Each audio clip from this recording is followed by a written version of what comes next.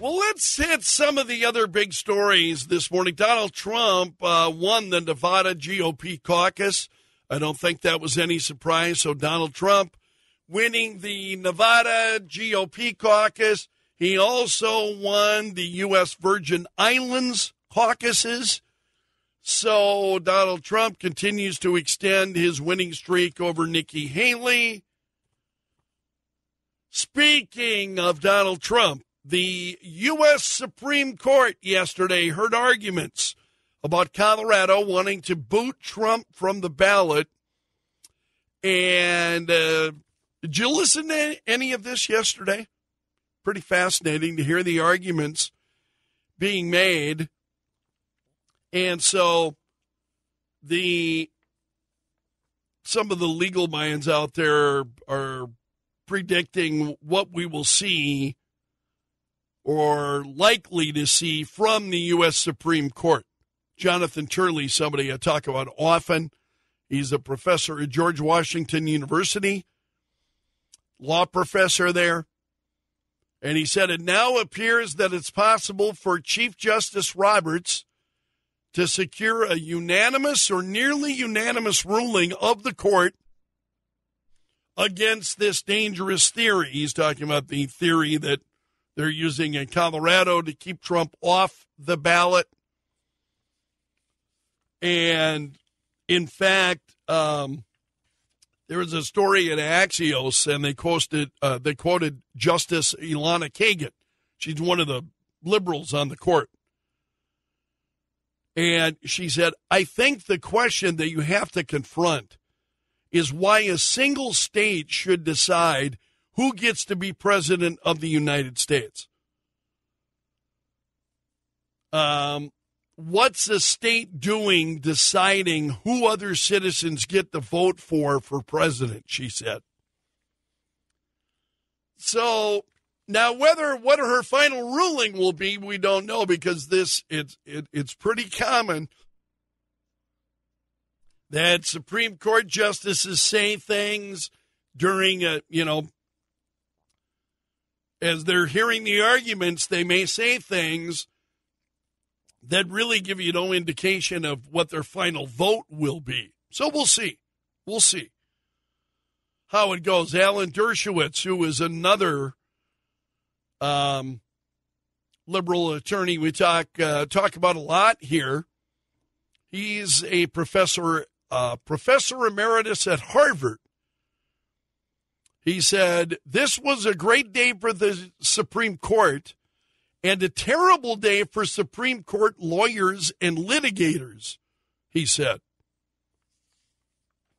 I'm not sure where I thought the Trump team looked great. So it was pretty fascinating to listen to, but that comment by, I mentioned Justice Kagan, she is an Obama appointee. She seemed skeptical of allowing Colorado to keep Trump off the ballot. And she said, I'm going to repeat this because, and I'm going to include a little bit more of the statement. She said, I think that the question that you have to confront is why a single state should get to decide who gets to be president of the United States. In other words, this question of whether a former president is disqualified for insurrection to be president again is, just say it, it sounds awfully national to me. So whatever means are there to enforce it, I would suggest they have to be federal, national means, not state means. So if there was something going on there, if indeed this whole thing about Trump insurrection is a joke, you and I know that. That's why I'm not going into length about talking about that. We all know what a farce that is. Donald Trump was never involved in insurrection. He was never encouraging people to take over the government. That never happened. That's just nonsense. But lunacy is the order of the day around much of the country right now. And you see it not only in these stories for a while it was just surrounding Trump. Now you see it in everything. But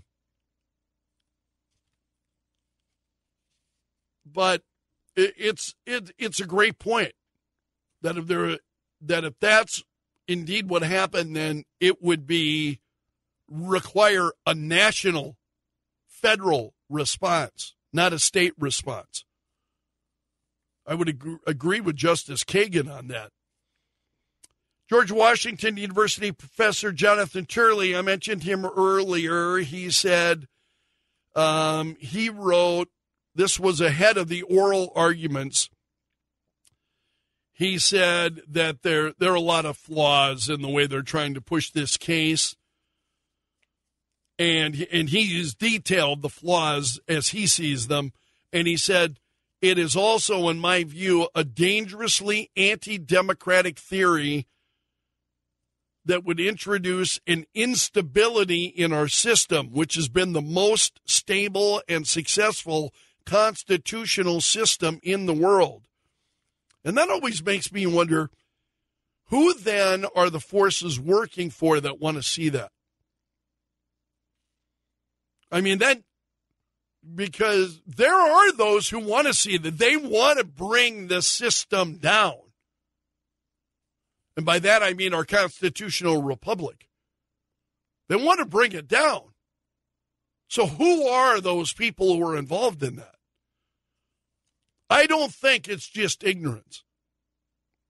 There's a powerful amount of ignorance that's out there, but I don't think it's all ignorance. So Turley told Just the News yesterday that the argument before the Supreme Court was novel, he said, the Colorado case. But he said justices from both sides of the court appeared to reject it. He said the justices destroyed the narrative on many networks that any objections to this theory would come from the right of the court. He said for weeks, professors insisted that the only barrier was the bias of the conservative justices. This argument put the lie to these claims. Some of the most damaging questions came from the left of the court.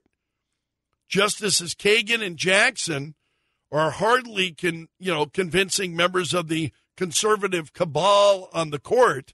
Yet for weeks, networks have portrayed this as a well-established theory that the only barrier would be the bias of the court. That's what Turley's saying. And based on, and we'll see now, again, asking those questions and final votes are not the same. We'll see what their votes are. But Turley said it now appears that it's possible for Chief Justice Roberts to secure a unanimous or nearly unanimous ruling of the court against this dangerous theory. So it's a pretty fascinating story at justthenews.com. This is their reporting. Alan Dershowitz told Just the News, he said, the arguments made by the lawyers were poor, but the Supreme Court justices got to the essence of the law. And he said that Trump would win this case overwhelmingly, probably 9-0. I hope that's true. I mean, seriously, I hope that's true. I don't rely on many things these days. You know what I mean? Our faith has been shaken in so many institutions. To see a 9-0 ruling in favor of Trump, and in this case, a 9-0 ruling, I should say, against Colorado, would be refreshing. We've seen it. We've seen it. I'm not so sure we'll see it this time around. We'll see. We'll see. So, one of those who's skeptical like me is Andrew Napolitano. He's a retired New Jersey Superior Court judge. So Napolitano was on Newsmax the other night. He was talking about this, this was actually an interview he did with National Report. And he said, everybody was hoping, even people that can't stand Trump, everybody's expecting and hoping for a 9-0 decision so that the court is out of politics and that the issue can be resolved by the voters, he said. Doesn't appear it's going to go that way. I think the Colorado decision will be reversed, but probably 5-4 or 6-3. That's what I'm hearing so far, he said. But then he said, again, be wary of statements and questions that the justices were asking because, he said, judges don't always telegraph how they're going to vote by their questioning. Sometimes they legitimately have questions of one side and the answer is not going to affect their vote, he said. So don't get too caught up in the questions asked by the Supreme Court members. So pretty interesting story. And we'll see. And we should know, I think they said they would normally the Supreme Court hears arguments and then months later returns their verdict. They're going to move fairly quickly on this case, so as to not impact the primary. So they will be moving on this case fairly quickly, that we'll have a decision by the U.S. Supreme Court. There's another story. You and I have talked about the border bill and what's going on in the Senate. I've spent a lot of time on it this week. So this caught my attention, story from the Daily Mail. And they said Republican senators join Democrats. And I'm like, oh, man, my heart's already sinking, right? Oh, here we go again. We're talking about U.S. senators. Republican senators join Democrats to advance $95 billion Ukraine and Israel aid bill without capital letters, without border provisions, amid backstabbing and turmoil among GOP ranks. So things are getting heated among Republicans in the U.S. Senate. And on this deal, and I thought, oh, okay, Republicans are joining the Democrats to advance this. And then I saw a story from the Business Insider naming the 17 Republicans, and I went, 17. I know who some of them are. I don't want to believe it, but I know who some of them are. I bet 2 of them are from South Dakota. Sure as hell. Oh, yeah. Senator Thune. Both among the Republican senators who want to advance this deal. And so this Daily Mail story said, they quoted Senator Thune. And they say, Senator Thune, they mistakenly mentioned he's from North Dakota. We're used to that. South Dakota is very used to that. Senator John Thune reportedly told his GOP colleagues that they need to stop being blanks and just vote because the issue isn't going away and U.S. allies need help. On this, U.S. allies need help. What about the American people? What about the border? Senator Rounds right behind him on this.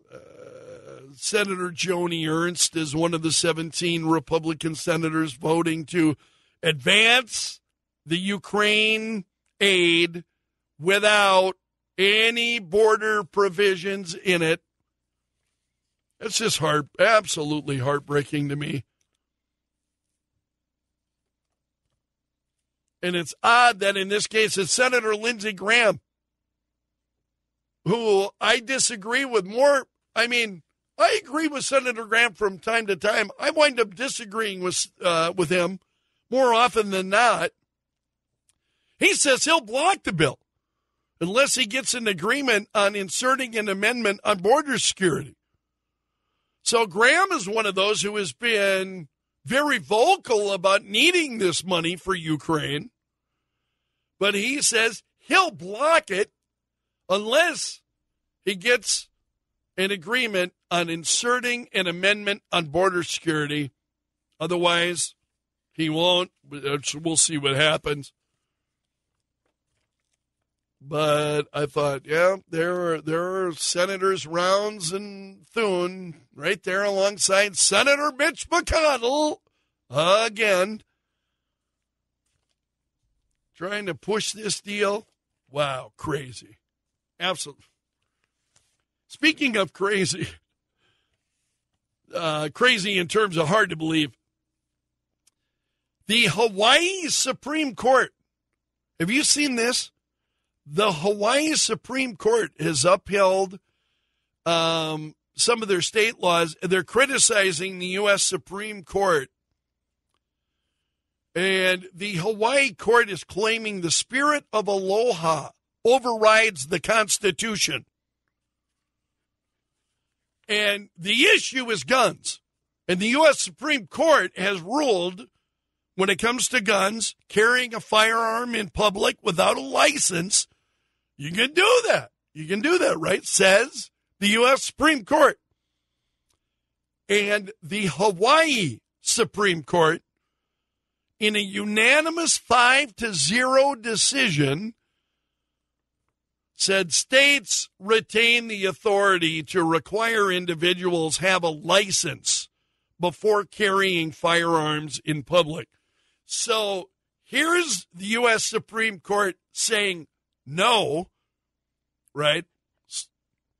And Hawaii is saying, no, we retain final authority.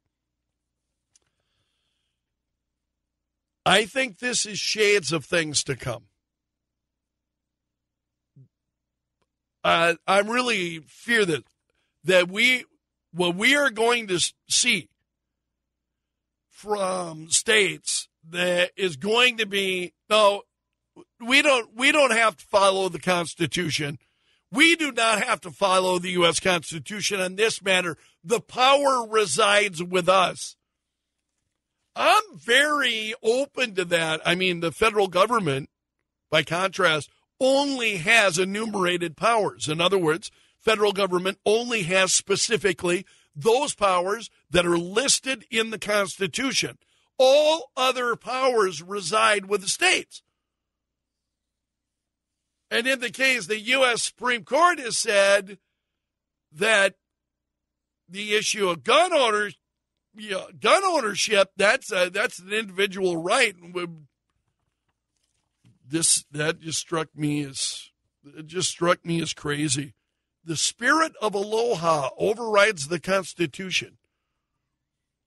That's the headline of a story by Jordan Boyd over at the Federalist.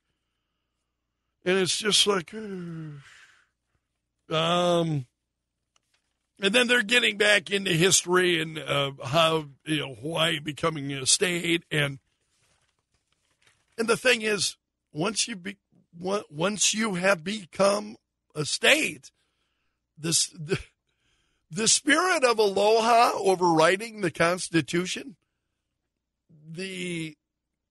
that's a tough sell in South Dakota. I'm just,